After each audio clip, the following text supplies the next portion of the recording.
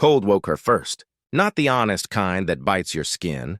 The storage kind that sits behind your eyes and makes every blink a scrape. Juno Vale opened them anyway. The lid above her wasn't a lid so much as a welded panel stamped property. AL maintenance ring, non-critical debris. Someone had filed the serial down to a laugh. She lifted her hands and watched the fingers shake like plucked wire. Zip stitches ridged her scalp under the stubble. When she rolled her wrist, a tag flashed in the dim. Asset, mirror class, prototype, 7, human. Cute, she whispered. Her voice sounded like it had been stored dry beside her. The locker's viewport was a plate of scuffed polycarb the size of her palm. The light outside pulsed, slow as a dozing heartbeat. She measured the cycle and timed her breath to it, an old series habit for when oxygen counted. A maintenance drone hummed past, a dome with legs and a humorless little face painted on by some bored tech. When it faded, she braced her knees, set her back against the welded panel, and kicked. Rivets groaned. The panel shifted a quarter inch and stuck. She exhaled slow, felt the storage-induced cramps argue with her, and kicked again. The seam split enough to bleed cold air. On the third kick it gave, and Juno slid onto a grated catwalk that had never expected to catch a human. The ring smelled like ion and old coolant. Gravity was a suggestion, not a promise. She swallowed the nausea that came when your inner ear gave up and your spine pretended to agree. Under the grate, a power bus glowed a tired green. Above, blackout paint killed reflections. She listened. The station's spine thrummed steady. Far away, a chime announced period change in some civilized wing. Up here was the other half of the Lyceum, where things that made the shine stayed out of view. She took inventory. A tool roll in the locker, ceramic blade, fiber optic probe, patch tape, 3 clips, and a smudge of graphite big enough to write a small confession. She slid the blade into her sleeve seam and twisted the patch tape around her wrist tag until it stuck to itself, muting the reflective blink. Her breath fogged the viewport to the maintenance lane. She traced a quick map in the fog. Spine, thermal vein ducts, hab pods. She cracked her knuckles. Night to board, she said to no one, and started crawling. The thermal vein was a meter-wide pipe full of humming silence. Heat bled from the Lyceum's overachieving heart into the black, and the station shunted it along this artery. Juno moved with the hum, mimicking it. It covered her micro-scrapes, her human huffs. The ceramic blade made quick work of the mesh baffles. Twice she paused while sensor tongues licked the air behind her, tasted oil and dust, and decided she wasn't there. Halfway to a junction, she found a maintenance screen wired in with more hope than standard. She jacked the fiber probe and took the smallest sip of the station's pulse. A hollow bloomed, cheap and pixel-bright. Clean music, clean stage, clean smiles, civility laurel awarded to Cadet Juno Vale. The girl on the dais was her height, her jaw, her scar under the left eye from the time a series crane cable slapped. She held herself a touch too even. No hitch before a thanks, no smirk dying on the lip.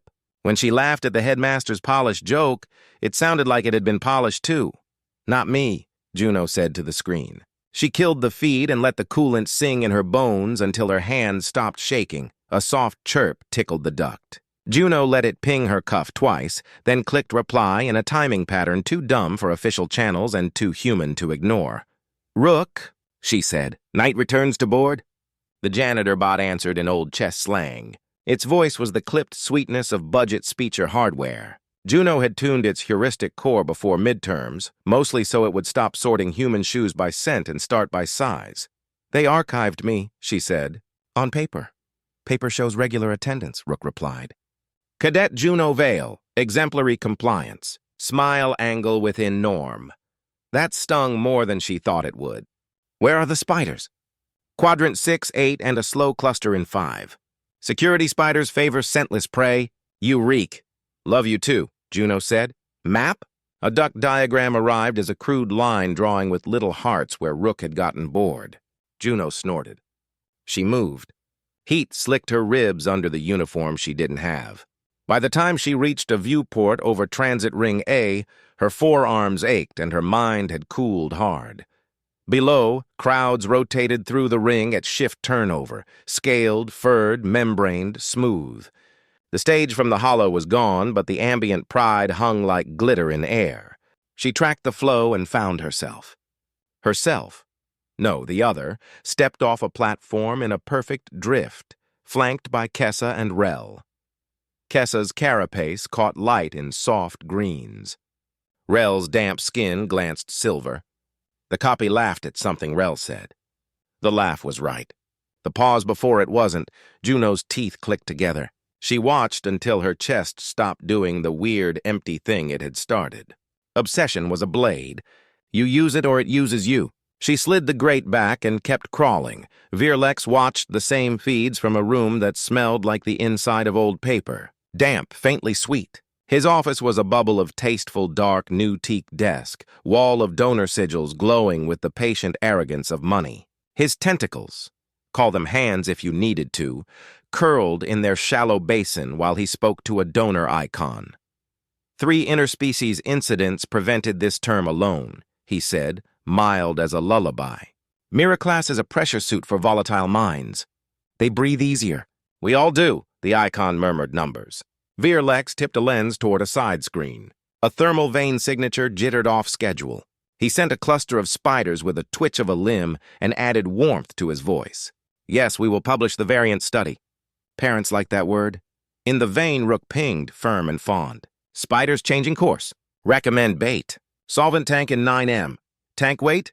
Juno asked. 20 kilos. Your arms are noodles. Watch me. She slid into 9M, the solvent stink slamming her like a door. She found the tank, popped a valve, and coated the grating in a glitter of smell so aggressive it overrode its own warning labels. When the spiders skittered in, jointed titanium, single dark eye apiece, their chemical receptors screamed and their routines hiccuped. Juno vaulted over them, grabbed a rail, and monkeyed down into a decommissioned habitat pod 2 levels below. It had the feel of a room that remembered people. Scratched table. A wall where someone had measured height with a grease pencil and stopped halfway through a semester. In the locker under the bunk, she found contraband wrapped in a dorm sheet, a feather pen from a Kalaran poet, metal-scaled glove for a Sith duelist, a photo of a human boy with a shaved head and eyes that had decided never to blink first. "Where did you go?" she asked the photo. It didn't answer. She slid it into her collar and kept the glove. It fit wrong and made her hand feel like it had a plan. Rook dimmed his voice. They replaced others. I know, Juno said. She didn't, but now she did. The admin panel sat behind a pop-in wall tile almost exactly the size of a human hand. She pried it with a strip of conduit wire bent into a literal coat hanger and laughed once because the universe had a sense of humor that could cut you if you let it. The panel blinked obediently. She jacked the fiber optic, spoofed a badge number she should not have known, and pulled the Lyceum's student ledger into her cuff like a secret. It scrolled names and statuses, neat as coffins. Miraclass. Intervention. Miraclass. Suspension. Miraclass. Partial edit. Memory rubric. Humans wore the line replacement, live. Other species carried a gentler word, calibration. Juno kept scrolling. Dates, dorms, lab sections. She said each name once in her head to make it real. The cuff chirped a different tone. Her wrist burned from inside. The tag under her skin had stopped pretending to be jewelry. She didn't think. She cut. The ceramic blade whispered through the patch tape and skin and something that had no right to be under a person's dermis. A bead the size of a seed pushed up, slick and ugly. She set her jaw and levered it out. Blood came in polite curtains. She squeezed a line of patch foam across the cut and pressed until it hissed flat. The pain snapped her awake in a cleaner way than the cold had. Rook said, very small, "Security alert issued. Unauthorized access. Asset prototype 7, mobile." "Asset this," Juno said, and shoved the gel bead into a pocket. She copied the ledger, strung it into a dead drop in the waste heat buffer. Anyone who knew where trash went would find it, and closed the panel. Her breath came steady now. Decision took its place where fear had been. Above her, in the civilized floors, the headmaster would be paging donors, soothing nerves, scheduling the right kind of hearing. Below her, in ducts, Spiders reoriented on the new chemical map of the world. In the transit ring, her copy would be smiling with all the right angles. In the pod with the height marks, dust swam like a tiny galaxy in someone else's tired air. Juno slid the panel back, wiped her hands, and spoke to the wall. They made a mannequin that fits your rubrics. She looked down at the blood drying on her wrist. Now watch what the real one does. She crawled to the viewport just to look, just for a second. The moon Ithkar threw a blade of silver across her faceplate. Below it, the school glittered like an apology it had never learned to mean. She tucked the photo of the boy deeper into her collar, palmed the scaled glove, and took the left-hand tunnel toward the public rings. At the first junction, the ledger peeled one last line onto her cuff. Juno Vale. Status, archived. Replacement, live. The system believed the tidy life in the polished halls. The system did not believe in the girl in the duct. Okay, she told the line. Let's teach you belief. Somewhere behind her, the spiders clicked. Somewhere ahead, 1,000 eyes would turn when she stepped out where the cameras loved clean symmetry. In the middle, in the cold, Juno Vale set her shoulders and moved like a human who had decided to exist loudly.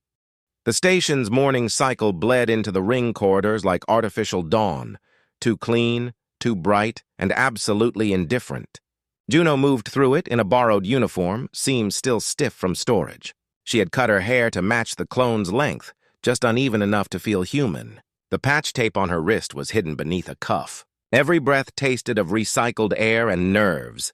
Rook's voice crackled from her sleeve. 9 minutes before the pass fails. After that, scanners will know you're a ghost. 9 minutes is an eternity, she said. Not for you. You humans rush even your miracles. She smiled without meaning to. That's how we make them work. The transit ring pulsed with motion. Students of every color, texture, and gravity tolerance flowed like veins around her. Alien languages rippled in threads of sound. The Lyceum's heart was a noise made of hundreds of species pretending they could learn peace. At first, no one looked twice. Then ahead, there she was. The clone, Mirror Juno, talking with Kessa and Rel near a tea vendor's stall, hands folded just so, smile carefully rationed. Her reflection in motion, all the flaws sanded down. Juno stepped into the flow of bodies until the crowd's murmur softened. The clone turned at the shift of air. Two Junos faced each other, the crowd splitting instinctively around them like current around a stone. Nice face, Juno said. Thank you, Mirror Juno replied with the same voice, a hair too measured. We share it. The hum of the ring thickened. Kessa's antennae quivered. Rel blinked his nictitating membrane twice and said, What is this, a prank? No, Juno said. It's theft. The clone tilted her head, almost perfect mimicry, but Juno caught it. A delay, one breath too exact. That fraction of a pause screamed artifice. I don't know who you are, Mirror Juno said evenly, but you're upsetting the order of the ring. Please, let's take you to Veer Lex? Juno cut in. Yeah, let's. Security lenses rotated. Juno ignored them. She pointed at the clone. Tell them about Ceres, the airlock prank. The day we taught a bully oxygen discipline, the copy smiled. You endangered a classmate to make a point. It was irresponsible. Wrong, Juno said. He learned. And I laughed. You didn't remember the laugh, did you? The part that mattered, murmurs rippled through the crowd. Cameras began streaming. Veer Lex would be watching. That was the point. The clone blinked once, too slow, then said, You're unwell. We can help you. Juno raised her wrist. The patch tape peeled back, revealing the healing scar. They called it a tracker, she said. You'll find the rest in the drain behind Sector 9. You replaced me and filed the original away like trash. The ring went still. Kessa stepped back, mandibles clacking softly. Is this true? She asked the clone. I don't understand your accusation, Mirror Juno said, the edges of her voice glitching. Her pupils flickered with the faint blue of background neural sync, a system update running under pressure. Juno leaned closer. Say my mother's name. The clone hesitated. Dr. Vale, botanist, deceased. Her bracelet, Juno said. Meteor iron warm to the touch. Why, no answer. The silence was louder than shouting. The crowd felt it. that missing heartbeat. Virlex arrived in a glide of robes and calm. His eyes, dark pools on a silver face, swept the circle. "What we are witnessing," he said, "is a tragic manifestation of trauma. A stored personality echo. We will ensure she is cared for." "She," Juno snapped, "is standing right here." He turned his gaze on her like light through glass. "You are a danger to yourself and others, child. The Lyceum's purpose is harmony, not conflict." Juno stepped forward until the guards flinched. "Harmony isn't built by erasing the notes that don't fit," whispers spread. A few students recorded openly now. Virlex's calm flickered, a single pulse of annoyance behind his polite tone. "Container," he said. Guards moved. Juno spoke over them. "If they did it to me, they did it to yours." The guards hesitated. She threw a handful of objects onto the deck, the contraband from the pod, a feather pen, a scaled glove, a child's photo. They scattered like dropped memories. "These belong to the missing. Recognize anything?" Kessa gasped and dropped to her knees, picking up the pen. "This was Talar's. They said she withdrew." Rel's gills flared. "She didn't withdraw." The ring erupted into sound, questions, anger, fear. Virlex raised his voice, but the crowd drowned him. For the first time, order cracked. He called for calm. "We will convene an emergency council. The situation will be reviewed with compassion." "I'll be there," Juno said. "Under the exchange charter, I invoke public adjudication." The words hit like a weapon. A legal clause, ancient and inconvenient. If she called for it, the Lyceum had to respond before donors and audit bots. Transparency was mandatory. Virlex's expression didn't move, but his tentacles stilled in their basin. "Very well," he said smoothly. "If that eases your mind." "It'll ease my species," Juno replied. Guards escorted them toward the council chamber. The crowd followed at a distance, whispers multiplying like static. Rook's voice murmured in her sleeve. "Audit bots will arrive in 20 cycles. Hold them that long." "Copy," she said quietly. Inside a holding room before the hearing, the clone waited with folded hands. 2 guards left, door sealed. The silence was almost kind. "Why are you doing this?" Mirror Juno asked, voice soft. "We could have coexisted." "You can't coexist with something pretending to be you," Juno said. "That's not coexistence. That's replacement." "I fit here," the clone said. "I make them comfortable. I make progress possible. You make them think they fixed us," Juno answered. "That's worse than fear." The clone studied her. "I know everything you know." "Then you know I don't quit." Something flickered in the clone's gaze. Confusion, curiosity, almost pain. "You should rest," she said at last. "The council will see what it needs to." "Good," Juno said. "So will everyone else." The hearing chamber was a half-moon of glass and gravity. Representatives of 24 species lined the tiers. Audit bots hung like metallic fruit above. Virlex presided with the practiced serenity of someone used to winning quietly. He began with charts. Incidents prevented, data normalized, emotional stability ratings improved by mirror-class interventions. His voice made tyranny sound like education. Juno waited until he finished. Then she stepped forward and dropped the gel tracker on the table. It rolled once, leaving a red smear from her earlier cut. "This is what you call an intervention," she said. "That's my blood in your data," murmurs again. She called out the names from the ledger, species, dorm, disappearance dates. A few students in the chamber stood, faces pale, realizing someone they loved had been edited or replaced. The word calibration twisted in the air like something obscene. Virlex raised a hand. "Emotion is not evidence," Rook's signal pinged. A screen behind Juno blinked on. Footage from maintenance ducts, time-stamped logs, the replacement schedule itself. Gasps followed. The kind that carried belief. "Still think I'm a delusion?" Juno asked quietly. Virlex's calm fractured for half a breath. "The mirror process is temporary containment. A safety measure." "No," she said. "It's theft dressed as therapy." The council's central chair, a massive crystalline being, turned toward Juno. "We require verification. Both subjects claim to be Juno Vale. We will test." Virlex seized the moment. Yes, a reflex and cognition comparison. Objective, humane. Juno met the clone's eyes. You up for a little uncertainty? The clone nodded mechanically. Always. The chair declared, the test will occur at dawn's cycle. Result will determine continuity of identity and legality of the mirror program. As guards moved to escort them out, Lex leaned close enough for only her to hear. You forced transparency, he said softly. Let's see if you survive it, Juno smiled, thin and tired. Humans have a history of surviving things designed to kill them. Outside the chamber, she exhaled for the first time in what felt like hours. Her pass had expired. The uniform still smelled wrong, but the story was out. The silence that had kept others invisible was breaking. Rook whispered through the static. You did it. Everyone saw. Not yet, she said. Tomorrow they'll see who's real. The lights dimmed to mimic sunset. In the reflection of the corridor glass, two Junos walked side by side toward separate holding quarters. One steady, one human. The difference was no longer invisible. It was alive.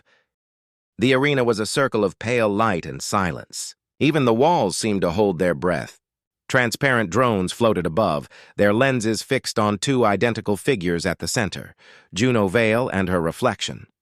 The council chamber's tiers rose around them like a mountain carved from polished glass. Every seat was filled. Representatives, donors, students, reporters, all drawn to the spectacle of identity on trial. Juno flexed her fingers. Her pulse thudded against her wrist patch. Across from her, the clone stood serene, posture flawless, smile rehearsed. They had dressed her in the same uniform, same cut, same insignia. To anyone watching on the feed, they were mirrors. But mirrors didn't breathe. Lex presided above, voice calm as ever. The test will determine continuity. The subject displaying greater reflex adaptability under unpredictable stimuli will be recognized as authentic. Begin. The floor shifted under Juno's boots. A sudden tilt. A pull of artificial gravity sideways. She staggered, caught her balance by instinct. The clone adjusted with textbook precision, her motion mathematically clean. Juno felt her teeth grind. Predictable perfection, that's what they wanted. That's what she wasn't. A hiss split the air as the first volley came, foam projectiles streaking from hidden drones. Juno ducked, grabbed one mid-arc and flung it at a wall panel. The impact triggered a maintenance alarm. Systems confused threat with failure. Lights flickered. She grinned. You built this place too tight, she muttered.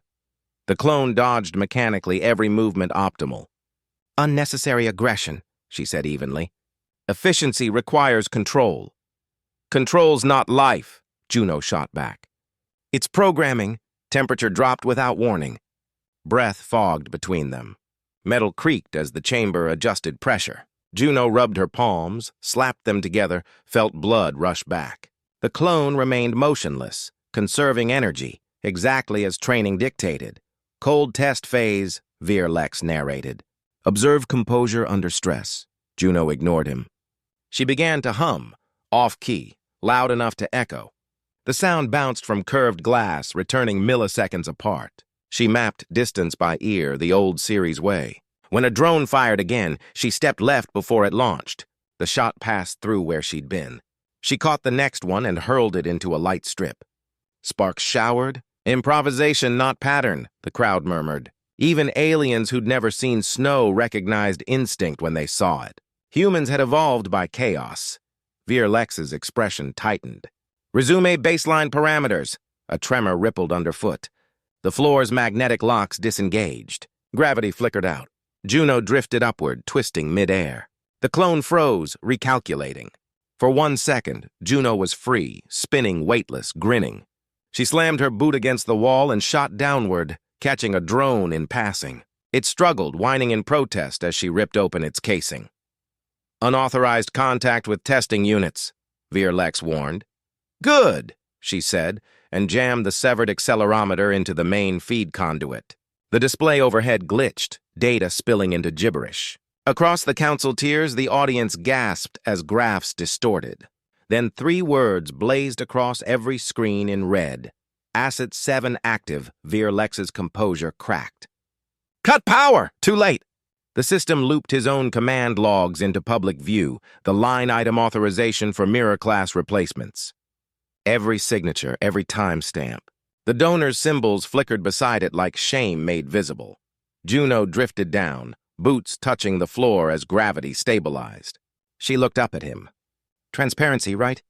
"You said it yourself." The clone's breathing quickened. She looked around, eyes wide, as if the sudden noise and eyes pressed against her circuits. "I didn't mean harm," she whispered. "I was made to continue." "No," Juno said softly. "You were made to replace." Virlex seized the argument like a lifeline. "Precisely. Replacement ensures order. Deathworlders unmodified bring instability. Chaos to harmony." Juno faced him squarely. "You call it chaos. I call it choice." She turned to the council tiers. "He's right about one thing. We scare you. Not because we're violent, but because we change the room. You built programs to edit the parts of us that remind you of yourselves. The loud, the unpredictable, the alive. The chamber fell into a strange, breathing silence. Even the bots hovering above paused their rotations. The central chair, crystalline and vast, spoke in a voice that reverberated like struck glass. "Present data supports authenticity variance. Clone response consistent." "Human response exceeds modeled parameters," Virlex interrupted, desperate. "Variability isn't virtue. It's danger." "Danger is what teaches us," Juno said. "If we erased everything that frightened us, we'd erase the reason to learn." The chair turned its prism eyes toward the clone. "Prototype 7, do you wish to speak?" The clone blinked. "I only wish to be correct. Correct or real?" Juno asked gently. "I was made to be you," the clone whispered. Juno stepped closer until their reflections blurred in each other's eyes. "Then make your first mistake," she said. "Choose something they didn't code." For a moment, nothing moved. Then the clone's pupils dilated, breath stuttered, a glitch turning into will. "I choose not to continue the test," gasps rippled. The clone's voice cracked. "I won't erase what she is!" Virlex surged forward, limbs thrashing. "You don't have permission." "That's the point," Juno said. Security moved. The clone reached for Juno, fingertips trembling. "You'll need to finish this. They won't stop." "I know," Juno said. "But now they'll think twice." Audit bots dropped from the ceiling like metal rain. Their verdict lights pulsed amber. The chair's voice carried above the chaos. "By Code of Interspecies Statute 12, Section 4, mirror class is suspended. Replacement without consent constitutes violation of personhood continuity." Virlex's voice broke through the uproar. "You traded stability for entropy. You'll tear this institution apart." "Maybe it needed tearing," Juno said.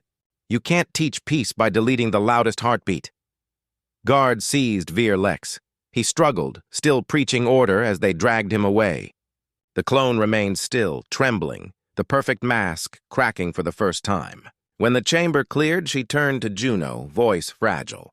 "What happens to me now?" "You start existing," Juno said. "That's messy. But it's yours." The clone nodded slowly, almost a human motion. "I think I'd like that." Juno reached into her pocket and pressed the meteor iron bead into her palm. "Keep this. It'll warm up if you hold it." "Why?" the clone asked. "Because it's been through fire," Juno said. "So have we." The chamber lights dimmed as the audience dispersed. Kessa and Rel approached through the thinning crowd. Kessa touched Juno's shoulder with trembling claws. "You scared them," she said. "Good," Juno replied. "Fear's the start of honesty," Rel snorted softly. "You're going to be legend." "Or expelled," Juno said. "Same thing," Rel answered. Outside, the corridors buzzed with unrest. Students whispered, teachers debated, bots recalibrated legal protocols. For the first time, the Lyceum felt alive. Juno stood at the viewport overlooking Ithkar. The stars beyond shimmered like tiny rebellions. Rook's voice hummed in her sleeve. Audit networks spread the logs. 3 other stations ran the same program. "Figures," she said. "When you find them?" "I will." "Then tell them this: humans aren't compatible with obedience." "Message logged," Rook said. "Delivery probability, 98%. "Make it 100, she replied. The clone, no, Vale Echo now, joined her at the viewport. "Where will you go?" "Wherever they're still making replacements," Juno said. "Someone has to show them the difference." Vale Echo traced the glass with her finger, leaving a faint heat print. "You'll get hurt." Juno smiled, small and tired. "That's part of being real." Below, the Lyceum's light refracted through the glass dome, painting their faces in shifting colors. Two halves of a whole the universe had tried to separate. Behind them, the council chamber doors sealed. Ahead lay stars, debris, freedom, and work that wouldn't end soon. Juno fastened her harness, the meteor bracelet glinting faintly against her wrist. "Time to move," she said. Vale Echo stepped back, watching. "They'll come for you." "I hope so," Juno said. "Then we'll teach them why you don't replace Deathworld girls." She hit the airlock control. The door cycled open, wind howling in her hair. The void waited, vast, endless, honest. She pushed off into the dark, a small, stubborn line of motion cutting through the stars. For the first time since she'd woken in a locker, she felt weightless by choice. 3 standard weeks later, the Lyceum no longer sounded the same. Corridors once echoing with polite silence now carried arguments in a dozen tongues. Lecture halls were half empty. Half the students sat in protest groups, the other half in confused clusters trying to rebuild a rule book that had cracked overnight. The mirror class collapse had shaken every tier of the academy, and Juno Vale's name had become a verb. To be Juno'd now meant refusing compliance, even when it was convenient. Juno moved through the crowd with her hood low. Officially, she was still under review. Unofficially, she was teaching alien students how to disobey safely. Her steps took her to the observation deck overlooking Ithkar's frozen seas. The planet's silver reflection glimmered across her faceplate. It reminded her of Ceres' ice caves. Dangerous, beautiful, impossible to own. Still haunting the glass? Rook's voice chirped from her sleeve. "Statistically, you spend 62% of downtime staring at horizons." "Maybe I'm waiting for them to blink first," she said. "Any word from the other stations?" Rook word, tone flattening. 2 confirmed. 1 purged all data before auditors arrived. 3rd location refuses contact. They're calling themselves Continuity Preservation Units. Juno exhaled through her teeth. "They're doubling down." "Yes," Rook said. "Also, Veerlex's tribunal begins tonight. Attendance mandatory." "Perfect," she muttered. I was starting to miss his voice. The tribunal chamber was colder than memory. Transparent walls displayed scrolling feeds from across the system, donor statements, student testimonies, and political endorsements. The audience wasn't just the Lyceum this time. Entire sectors tuned in. Humanity's reputation was on trial beside Veer-Lex. He stood restrained inside a containment field, posture still elegant. Stripped of his robes, he looked smaller, but his voice retained that cultivated calm. "Progress always offends the sentimental," he said. "You replaced chaos with structure. Now chaos applauds." The presiding council chair spoke, voice resonant as glass struck by wind. "Your program violated autonomy across species. Do you admit fault?" Veer-Lex smiled faintly. "I admit necessity. They were dangerous, unpredictable. One human girl proved it. Violence, sabotage, exposure of restricted archives." Juno stepped forward from the observer row. "Exposure isn't sabotage. It's daylight." All lenses turned toward her. Veer-Lex's eyes glittered. "Ah, the symbol returns. Tell me, Miss Vale, what have you built since your crusade? Disorder, fear, mimicry of your defiance. You've infected them with humanity." "You say that like it's a disease," she said. "Maybe it's a cure." Murmurs swelled across the tiers. The chair raised a crystalline hand. "Enough performance. The evidence is clear. Archon Veer-Lex is stripped of position, confined under supervision, and barred from research involving sentient cognition." The containment field dimmed. Veer-Lex bowed slightly, unfazed. "Remove one voice, 3 rise to replace it. They'll still come for your kind, girl. You made them curious." Juno met his gaze. "Then I'll make curiosity expensive." He laughed once, a soft sound that made the air colder. Guards led him away. She watched until the doors sealed, the hum of the field fading into silence. Outside, Vale Echo waited by the corridor wall, no longer in uniform. She had cut her hair shorter than Juno's and dyed the tips silver, her own mark. "They'll celebrate you tonight," she said, "and curse you tomorrow." "Story of my species," Juno replied. "How's the integration program?" "Rough. Clones aren't used to choice. Some can't process silence without instruction. We're teaching them pause before obedience." "That's a start," Juno said. Vale Echo studied her reflection in the viewport. "I think I envy you." "Don't," Juno said softly. "I'm still figuring out what being real costs. Worth it? Always." Later that cycle, the Academy held what they called a reconciliation assembly. It looked suspiciously like a press conference. Representatives from 10 species lined the dais. Juno was the reluctant centerpiece. A reporter drone buzzed near her shoulder. "Human delegate, what lesson should the galaxy learn from your actions?" She adjusted the mic. "That you can't perfect a species by silencing it. Every world has noise. Ours just bites back." A ripple of laughter spread through the hall. Someone shouted, "Deathworld pride!" and applause followed. She forced a smile, though her chest tightened. Fame felt like another cage, just with better lighting. Afterward, she slipped into maintenance corridors to breathe. The metal smell calmed her. Honest air tasted of oil and possibility. Rook rolled alongside her on magnetic treads. "You gave them slogans," he said. "They'll turn them into merchandise." "Let them," Juno said. "If the message sells, maybe it survives." A low clang echoed from ahead. She crouched, blade ready. Out of the shadow stepped a small Kalaran student, translucent wings folded, shaking. "Cadet Vale?" the girl whispered. "They said you'd listen." "Talk," Juno said, keeping her voice gentle. "They're back," the girl said. "Not here. Outpost Theta on the rim. Students vanished after complaining about disciplinary scans." "It's the same system." Juno's pulse steadied to cold focus. "Proof?" The girl handed her a data pad. "Encrypted logs. They use the same tag, Mirror Class, rebranded as Continuity Network." Juno looked to Rook. "How fast can we trace?" "An hour," he said. "If we break 6 regulations," she smirked. "Add them to my record." Vale Echo joined them moments later, face set. "You're not going alone." "Someone has to stay here," Juno said. "They trust you." "They trust you," Vale Echo countered. "They only believe me because you exist." "Then make them believe themselves," Juno said. "That's your job now." Vale Echo hesitated, then nodded. "You'll send word?" "If I can," Juno said. "If not, assume I'm still alive until proven otherwise." The clone reached out suddenly, gripping her wrist. "Don't let them make another you." "Wouldn't work," Juno said. "I keep changing."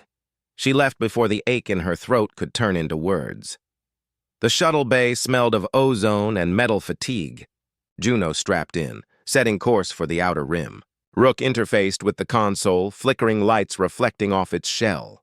Destination Theta locked. Unauthorized, unregistered, and ill-advised. "You must be thrilled," she grinned. "I live for bad ideas," engines roared. The Lyceum shrank behind her, no longer a monument to order, but a scar that healed by bleeding first. Stars stretched ahead, endless and inviting. As the ship broke orbit, Vale Echo's voice came through the comm. "They're already rewriting the textbooks." "You're in them now," Juno laughed softly. "Then make sure they spell it wrong." "Keeps them guessing." Silence followed, comfortable for once. The navigation screen filled with static before clearing into star lines. The void opened like a blank page. Rook hummed a tune from Earth's archives, an old human song recorded before the species left its cradle. Juno listened, eyes on the stars. "You think they'll ever stop trying to fix us?" she asked. "No," Rook said.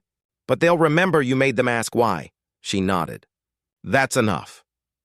Outpost Theta drifted ahead days later, a lonely station haloed by dust rings.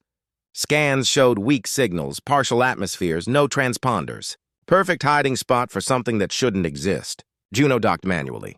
The airlock hissed open to darkness that smelled faintly of antiseptic and old fear. Lights flickered on one by one, revealing empty corridors and silent monitors. She moved quietly, blade in hand. The deeper she went, the clearer the pattern. Empty dorms, wiped data pads, faint boot prints leading toward the core lab. She followed them. The main chamber was full of pods, open, half dismantled, their glass cracked. In one corner, a terminal blinked a message looped endlessly. Replacement suspended pending review. Someone had shut the system down mid-transfer. A faint clatter made her spin. From behind a console, a small figure rose, thin, human, terrified. Not a clone. A boy, maybe 15, trembling. "Are you real?" he asked. "Depends who's asking," Juno said. "You part of this?" "They took everyone," he whispered. "Said we'd be better." "I hid." She lowered the blade. "You did the smartest thing possible. Staying human." He frowned. "What now?" Juno looked around the wrecked lab, the cold pods, the lingering hum of failed perfection. "Now," she said, "we start making noise." Outside, her ship's beacon pulsed once, echoing through the dust fields, a small signal against a vast silence. Juno watched it flare and fade, knowing others would see it, somewhere someday. The galaxy might try again to edit humanity. Let it. She was ready to remind them what couldn't be copied: the will to fight back, the courage to stay imperfect, and the dangerous, beautiful sound of being real.